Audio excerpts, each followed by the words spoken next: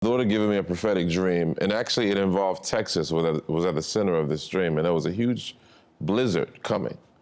And people were trying to run, but as they were running, the blizzard caught up with them and they were frozen. I mean, you saw little dogs frozen and all this kind of stuff. Wow. So people were running, and it was myself and a group of ministers, and we were running for shelter, and we ran into a house. And the house was just, like a regular old house. And then I looked out the window, and the blizzard was encroaching on the house. So everybody's like, what are we gonna do? And I see this huge furnace, like a cast iron furnace from the 1900s. And so I heard the voice that said, ignite the furnace.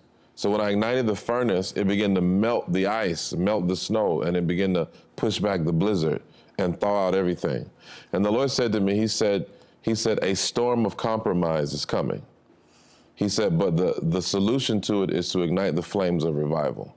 So I believe that there is a storm coming, a storm of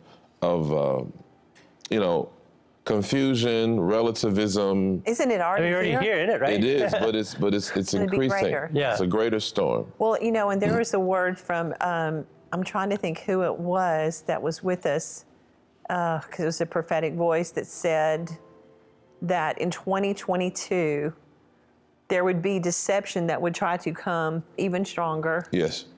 but that people were going to stand up against it, and the fires of revival would change it. Yes. And people's minds would be open to truth, Yes. and the deception that has clouded their vision would clear. Yes, absolutely. I mean, have you ever been so shocked at how many people, good people, even Christian people in the church, Leaders. pastors, churches, leaders, that are so deceived by some of the stuff going on, Yeah.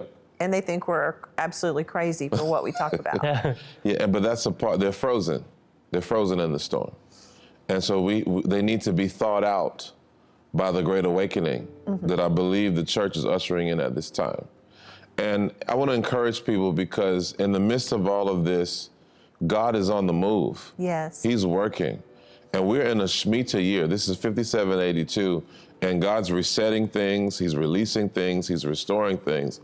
But we have to contend for our inheritance. Yeah. That's the word the Lord gave me in the beginning of 2022. He said, you have to fight for your inheritance, because the enemy's been trying to steal that from us. What about like these truckers standing up, like people standing up all over the world? The news media is showing none of these rallies where thousands of people from all over the world are protesting these mandates. Because, see, they're controlled by the Leviathan spirit, which is twisting, manipulating. It's like a serpent, it's like it's slithering through the grass, but they can't stop the truth.